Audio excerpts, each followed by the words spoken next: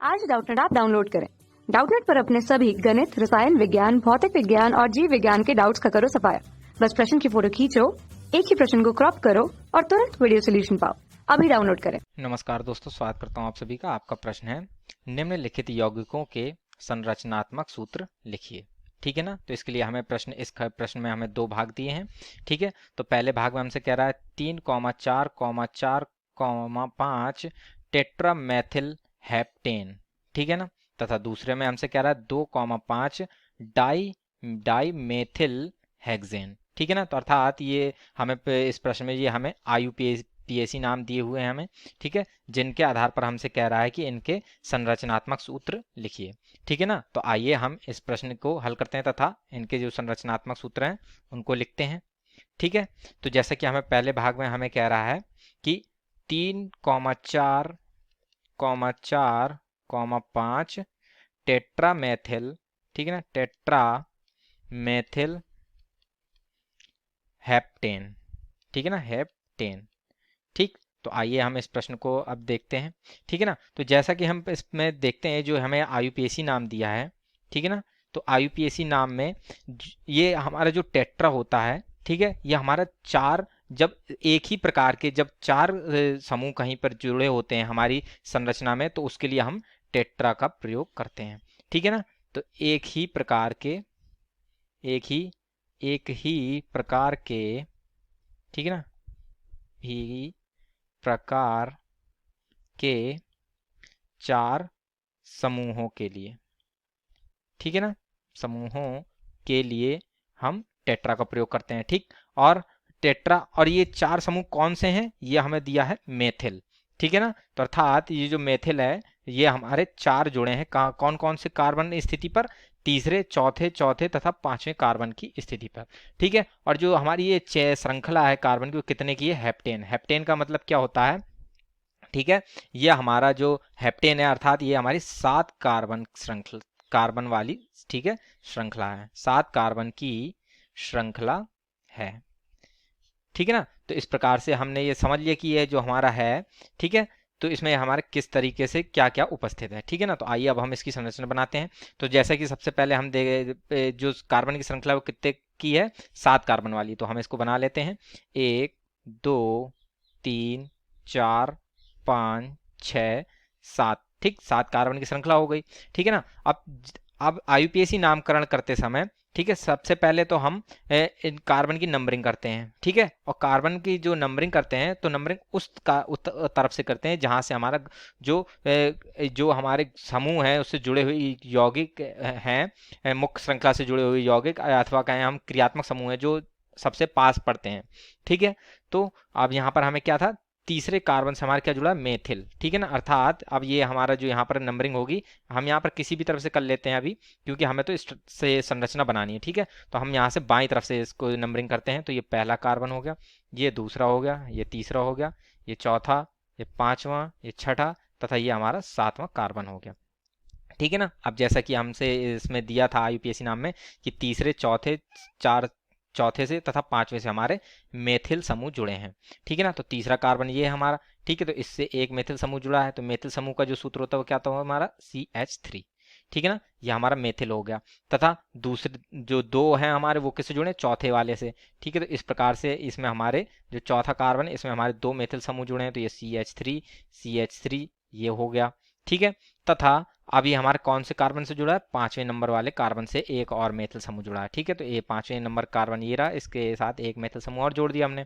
ठीक है ना। तो इस प्रकार से हमारे जो भी इस श्रृंखला के साथ जुड़े हुए हमारे अन्य ग्रुप थे अर्थात समूह थे, उनको हमने लिख लिया। ठीक है। अब हम यहाँ पर कार्बन की सभी संयोजकताओं को पूर्ण करते हैं तथा अपनी जो संरचना है उसको पूर्ण करते हैं।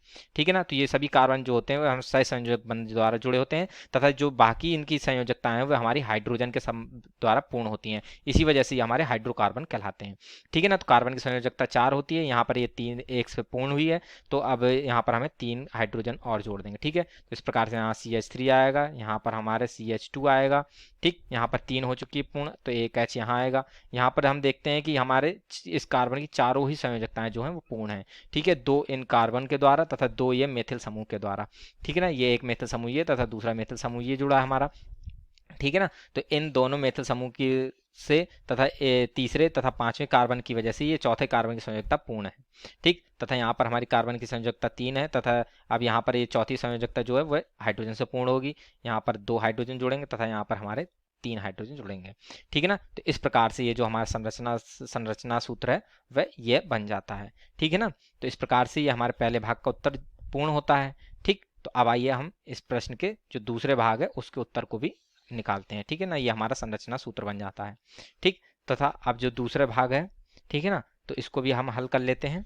ठीक, तो दूसरे भाग में हमसे क्या कह रहा था, 2,5 डाई मेथिल हेक्सेन। ठीक है ना, 2,5 डाई, ठीक है ना, 2,5 डाई मेथिल हेक्सेन। ठीक है ना, हेक्सेन। ठीक, तो ये हमारा जो ये है ये सूत्र है। ठीक है, ये हमारा IUPAC नाम है। ठीक है, ये हमारा IUPAC नाम हमें दिया है। तो आइए अब हम इसकी सहायता से संरचना सूत्र बनाते हैं। ठीक है ना। तो जैसा कि हमें क्या दिया, 2,5 डाई मेथिल हेक्सेन। ठीक है, तो सबसे जो कार्बन श्रृंखला की जो है वो कितने कार्बन की है, हेक्सेन का मतलब होता है हमारे 6 कार्बन की। ठीक है, तो ये हमारी 6 कार्बन की श्रृंखला है। ठीक है ना, 6 कार्बन की श्रृंखला है। ठीक है, तथा यहाँ पर जो हमारे जो मुख्य श्रृंखला से जुड़े हुए जो हमारे ये यौगिक है यहाँ पर, अर्थात क्या हम समूह हैं, वह कौन सा समूह है, ये हमारा मेथिल समूह से जुड़ा हुआ है। ठीक है, तो मेथिल समूह जुड़ा है और ये कितने हैं, डाई, अर्थात 2 मेथिल समूह जुड़े हैं दूसरे तथा पांचवें कार्बन से। ठीक है ना। तो आइए अब हम इसकी जो संरचना है उसको बना लेते हैं। ठीक है, तो सबसे पहले हमें जो सबसे बड़ी श्रृंखला दी है वो कितने कार्बन की, 6 कार्बन की श्रृंखला है। तो पहले 6 कार्बन हम बना लेते हैं, 1 2 3 4 5 6। ठीक है ना, इस प्रकार से हमारे 6 कार्बन की श्रृंखला हो गई। अब इसमें हमारे जो समूह जुड़े थे वो कौन से थे, मेथिल थे। ठीक है, और वो कौन से, दूसरे तथा पांचवें कार्बन से जुड़े थे।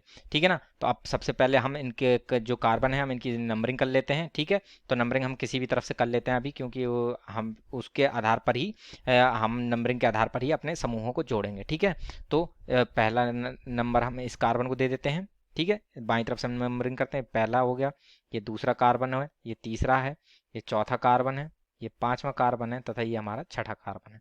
ठीक है, तो इस प्रकार से हमारा हेक्सेन अर्थात 6 कार्बन की हमने श्रृंखला बना ली। ठीक, ये हमारे सभी सब से जो कार्बन है उस संयोजक बंधों के द्वारा जुड़े हैं। ठीक है ना, तो इस प्रकार से हमारे बन गए। ठीक, तो अब क्या है, दूसरे तथा पांचवें कार्बन से हमारे मेथिल समूह जुड़े हैं। तो दूसरा कार्बन कहाँ है, ये हमारा ये रहा, तो मेथिल समूह हमारा अर्थात ये CH3 समूह जुड़ा है यहाँ पर, तथा जो पांचवा कार्बन है इससे हमारा भी ये मेथिल समूह जुड़ा है। ठीक है ना, तो यहाँ पर भी हमारा CH3 जुड़ जाता है। ठीक है ना, तो इस प्रकार से हमारा CH3 यहाँ पर भी जुड़ा है। ठीक, तथा बस यही हमारा था कि 2 ये हमारे मेथिल समूह जुड़ गए। ठीक, तो अब हम इसकी जो कार्बन की सभी संयोजकताएं हैं उनको हाइड्रोजन के द्वारा पूर्ण कर देते हैं।